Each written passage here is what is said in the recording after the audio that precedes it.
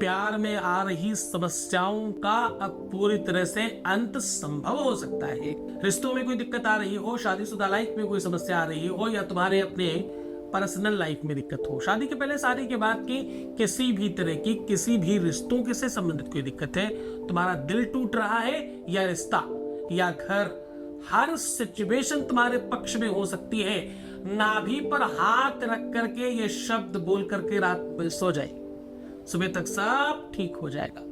ये कपोल कल्पित नहीं है, शास्त्रोक्त है।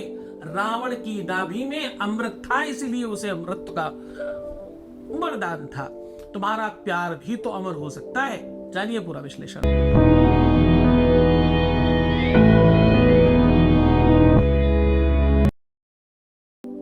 आपका सहयोग, आपकी श्रद्धा, आपका विश्वास, इसलिए बड़ी संख्या में लोग लाभान्वित हो रहे हैं। ये कक्षा, ये पाठशाला उन लोगों के लिए है जो जीवंत है, जिन्हें प्यार चाहिए, जो रिश्तों को सुधारना जानते हैं, जिन्हें पॉजिटिव दिखता है। निगेटिविटी सब चीजों में है। फल में कुछ गुठली कुछ छिलका होता ही है, ये नॉर्मल सी बात है। बिना गुठली बिना छिलके का कोई फल नहीं है, एक ही फल है, वो प्रेम है। इसमें कोई गुठली छिलका नहीं होता, कुछ खराब नहीं होता और कुछ गड़बड़ नहीं होता, कुछ वेस्टेज नहीं होता, सब काम की चीज है प्यार में तो। वरना कोई भी फल लेने जाओ, उसमें गुठली भी है और छिलका भी है। निगम कल्पतरोर्गलितं फलं सुखमुखाद्रवमृत संवृतं पिबतु पिबतु भागवतां रसमालयां मुहुरहो ऋषिका भुवि भावुका। भागवत कहती है, पुराण कहती है कि प्यार का जो रसस्वादन है वो प्रेमी जीव करते हैं, भक्तजन करते हैं। एक वो भक्त है जो भगवान के भक्त हैं, उनको भी तो अमलया भक्ति ही है, अमलया प्रेम ही तो है उनको भगवान से। और ये वो प्रेमा भक्ति है, वो प्रेम है जो अपने पार्टनर से है। हाँ, वही पूजा से, इबादत से कम नहीं, साधना से कम नहीं है वो। तो कहने का सीधा संबंध ये है कि प्यार को प्यार से जीता जा सकता है। तुम्हें वो हजारों में एक कैसे दिखता है, तुम्हें ये बात सिखाने की जरूरत थोड़ी है। तुम्हें तो पता है कि कोई भी आदमी अपनी आईडी में अपना नाम कुछ भी लिख सकता है। मेल अब फीमेल बन सकती है और फीमेल मेल बन सकता है। यहाँ तो सबसे आसान तरीका है, मेल आईडी में तो आप कुछ भी ही बन सकते हो। मेल में तो आप पीएम नरेंद्र मोदी लिख देते, लिख जाएगा, वो थोड़ी पूछता है कि आप हैं कि नहीं है। दो तीन चीजों पर ध्यान दो। आज हम बात कर रहे हैं कि नाभि पर हाथ रख करके ये शब्द बोलकर रात में सो जाइए, सुबह तक सब ठीक हो जाएगा। नाभि एक्चुअली आपका उद्गम स्थान है। आपका जन्म से लेके आपकी मृत्यु तक आपकी नाभि से ही आपका संबंध है। आपकी रोग प्रतिरोधक क्षमता कहीं और नहीं होती, नाभि के पास होती है। अमृत आपके शरीर में है सही, रावण वाला जो रावण के पास था वो नाभि में ही है। हमारा साइंस, हमारा विज्ञान जो है वो वेद है। उन्होंने हजारों साल पहले, तुलसी बाबा ने युगों पहले लिख दिया। सूर्य की रोशनी कितनी है, सूर्य कितनी दूर है पृथ्वी से, ये भी लिख दिया। हाँ, युग सहस्त्र योजन पर भानु लीलेवताई मधुर फल जानू। युग सहस्त्र योजन पर भानु जोड़कर देख लीजिए कितने युग होते हैं, कितने साल का एक युग होता है, फिर सहस्त्र, फिर योजन कितनी देर का होता है, कितने किलोमीटर का है, आपको कैलकुलेशन निकल आएगा सूर्य की पृथ्वी से दूरी का। तो कहने का संबंध है कि हमारे वेद में तो पूरा का पूरा साहित्य और पूरी की पूरी विज्ञान छुपी पड़ी है, उसे जानने वाला कोई चाहिए। तो नाभि में तुम्हारे वो सब तत्व हैं। चाहे प्यार के तत्व की बात करें, आपको पता है रोमांस की शुरुआत जो होती है, सेक्सुअल फीलिंग की जो शुरुआत होती है, वो अपनी नाभि से होती है। महिलाओं और पुरुषों में इसीलिए बहुत अंतर होता है इस चीज में। पुरुष तो मतलब जहां ही देखो वहीं उनको तो बस एक ही चीज दिखाई पड़ती है। महिलाओं को ये चीज इसलिए विलंब से होती है क्योंकि उनकी नाभि बहुत स्ट्रांग होती है, उनके अंदर जननी बनने की क्षमता है, उनकी नाभि गोल घूम कर वापस आती है। इसलिए स्त्रियों को कामातुर जो फीलिंग है, काम वासना की फीलिंग है, वो पुरुषों की अपेक्षा विलंब से आती है। पर दोनों की दोनों फीलिंग्स आती नाभि से ही है। प्यार का जो एंड है, दो लोगों के मिलन का संयोग है, संतानोत्पत्ति, वो भी नाभि का ही एक स्वरूप है, नाभि का ही उत्सर्जन है। उत्सर्जन, विसर्जन और सृजन, अगर आप इनको समझोगे तो नाभि को श्रेष्ठता में प्राप्त पाओगे। नाभि बहुत बड़ी शक्ति की चीज है आपके अंदर। आपको जानकर बहुत आश्चर्य होगा, नाभि के आसपास अगर डॉक्टर कोई मेडिकल का जानकार हो तो सामने वाले को खत्म करने के लिए एक सिंगल सेकंड की जरूरत है डॉक्टर को। अगर उन्हें पता है नाभि में कहां पर क्या चुभा देने से इंसान तुरंत मर सकता है, मेडिकल वालों को मालूम होती है बात। नाभि बहुत बड़ी ताकत की चीज है, थोड़ी बहुत बात नहीं है। तुम्हारे पूरे के पूरे उदर का पूरा संसाधन नाभि में है। नाभि उखड़ जाए तो आप कुछ खा पी के रह नहीं सकते, आपका पेट खराब है, आपका लीवर साथ नहीं देगा, आपकी किडनी साथ नहीं देगी अगर नाभि ठीक नहीं है तो। नाभि से व्यक्तित्व और उसकी एक श्रेष्ठता का पता चलता है। नाभि छोटी बात नहीं है।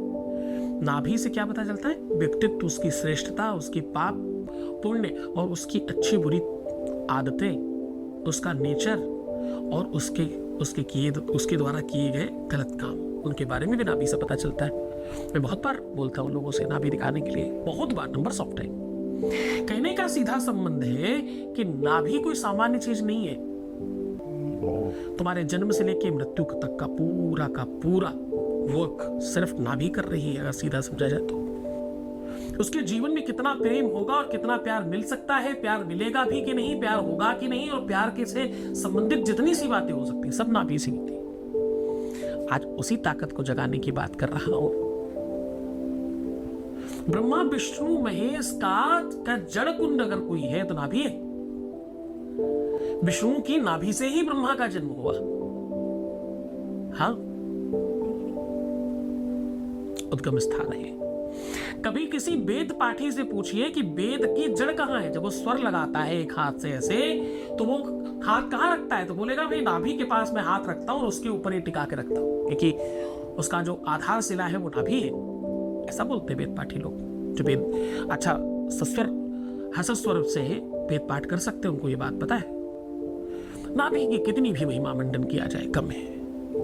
असदगिर समम स्यात् कज्जलम सिंधु पात्रे सुरतरुवर शाखा लेखनी पत्रवर भी, कोई भी कितना भी उसकी का गुणानुवाद किया जाए कम है। रात्रि में सोने के पहले नाभि पर हाथ रख करके ये शब्द बोलना है।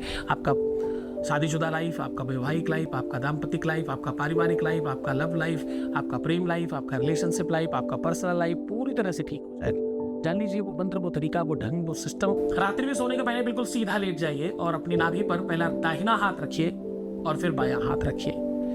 बाएं हाथ से दाहिने हाथ को पकड़ लीजिएगा और नाभि के ऊपर हाथ सिर्फ रख दीजिएगा, स्ट्रेट ऐसे ही। अब करना ये है कि आंखें बंद रखिएगा, बहुत दबाइएगा मत आंखें, इस तरह बिल्कुल सीधा केवल बंद रखनी है, बाहर की एक चीज ना दिखाई पड़े, बस ऐसा बंद कर लीजिए। थोड़ा मुस्कुराइए और बिल्कुल शरीर ढीला छोड़ करके सीधा पीठ के बल लेट जाइए। मुस्कुराइए, ऐसा मनन करिए, ऐसा चिंतन करिए कि आपका मिलाप हो रहा है, आपका सब ठीक हो रहा है, जैसा तुम चाहते हो वैसा ही हो रहा है। तुम्हारी जो इच्छाएं हैं उसका दिग्दर्शन करना शुरू करिए, उस चीज को देखना शुरू करिए, उस चीज को फील करिए, उस चीज को महसूस करिए। ऐसा 2-4-5 मिनट तक करने का प्रयत्न करिएगा जरूर, जल्दबाजी मत करिएगा। उपायों में तुम सुनने में भी जल्दबाजी करते हो और करने में भी जल्दीबाजी करते हो। मैं आपको फिर कहता हूं, अगर तुमने स्किप करके सुना है तो ये उपाय तुम्हारे लिए है ही नहीं, करना मत, कुछ फायदा नहीं होगा, टाइम खराब होगा तुम्हारा। तुम्हारे पास बहुत कम टाइम है, तुम बहुत स्किप कर करके देखते हो। 2-4 मिनट का तुम्हें वीडियो सुनने का समय नहीं, तो फिर तो तुम्हारे लिए कुछ नहीं है, फिर तो तुम मत देखो, फिर तुम्हारे लिए कोई फायदेमंद नहीं है। हाँ, बहुत गंभीरता से पूरा मन लगा के उपाय करोगे तभी फायदा होगा। उपाय काम नहीं करता, गुरु का आदेश और उसकी शक्ति काम करती है, उसका पावर काम करता है, उसकी तपस्या काम करती है। कितने ही संतों को तुमने देखा होगा, राम राम कह दो जाके काम हो जाएगा, और हो जाता है। एक राम राम दुनिया भर के सारे काम करवाता है उनके कहने पर। तो दवाई एक है, बीमारियां 1000 हैं, कैसे फायदा करती है? उनकी तपस्या काम करती है। तो बस पूरे मन से श्रद्धा से करोगे तो ही फल मिलेगा, वरना नहीं मिलेगा। तो सीधा लेटकर उसको दिग्दर्शन करें, पूरा देखें, पूरा समझें, पूरा महसूस करें। जितना अधिक महसूस करेंगे उतनी जल्दी काम होगा। और बस जिस समय आपके हाथ में नाभि के आसपास वाइब्रेशन फील होना शुरू हो जाए, ऐसा लगे कोई चीज घूम रही है। अब देखिए ये आश्चर्य है, पर होगा, इसमें 1% संदेह नहीं है। होगा कैसे? जब आप ये शुरू करेंगे प्रक्रिया, जब पहली बार आपने हाथ रखा था उस समय आपको गंग बोल देना है, गंग, और बस चिंतन शुरू।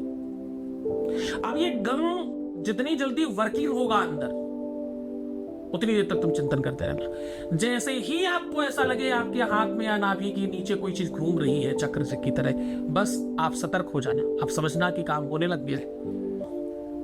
अब अपनी बात कहना, तुम ये चाहते हो फलाने व्यक्ति से नाम लेकर के, फिर गम बोलना, फिर बोलना ये चाहते हो, फिर गम बोलना, ऐसा 5, 7, 11, 21 बार कर सकते हो। करके देखिए, पहले क्षण से फर्क पड़ता है। इतना पावरफुल है, इतना शक्तिशाली है कि तुम सोच भी नहीं सकते। बशर्ते विश्वास चाहिए, श्रद्धा चाहिए, यकीन चाहिए। बोला कि नहीं, देखते शायद हो जाए। नहीं होगा, तुम करो। तुमने बहुत उपाय किए हैं, तुम्हें हो सकता है थोड़ा बहुत फायदा हुआ भी हो, पर इस बार बहुत सारा होने वाला है। तुम्हारा यकीन क्यों डगमगा रहे हो? तुम जितना एक्सपेरिमेंटल चिंतन करोगे उतना ही एक्सपेरिमेंटल तुम्हारे साथ होगा। ध्यान रखना, चिंतन मजबूत करो, तभी तुम ठीक हो पाओगे। इसे तुम किसी भी दिन कर लेना, कोई दिक्कत नहीं, लेकिन मन से, श्रद्धा से, विश्वास से, पूरे यकीन से करना, तब तुम सफल होगे। और ऐसा करके फिर सो जाना। अब ध्यान मत देना तुम राइट सो रहे हो, लेफ्ट सो रहे हो, जो मन करे वैसे बुरा, मस्ती से सोइएगा। भगवान ने चाहा तो तुम्हारा प्रभात जो होगा वो सुहावना प्रभात होगा जीवन के लिए। रातिर्गमिष्यति भविष्यति सुप्रभातम्, भास्वनदेशसि हसिष्यति पंकजश्री। बढ़िया सुहावना प्रभात होगा जीवन में भी, लाइफ में भी और रियल में भी। सब है दुनिया में। तुम क्या देखना चाहते हो ये तुम पर डिपेंड करता है। अच्छा देखो, अच्छा सोचो, अच्छा बोलो और अच्छा करो, अच्छा हो जाएगा, है ना। ओम नमः शिवाय।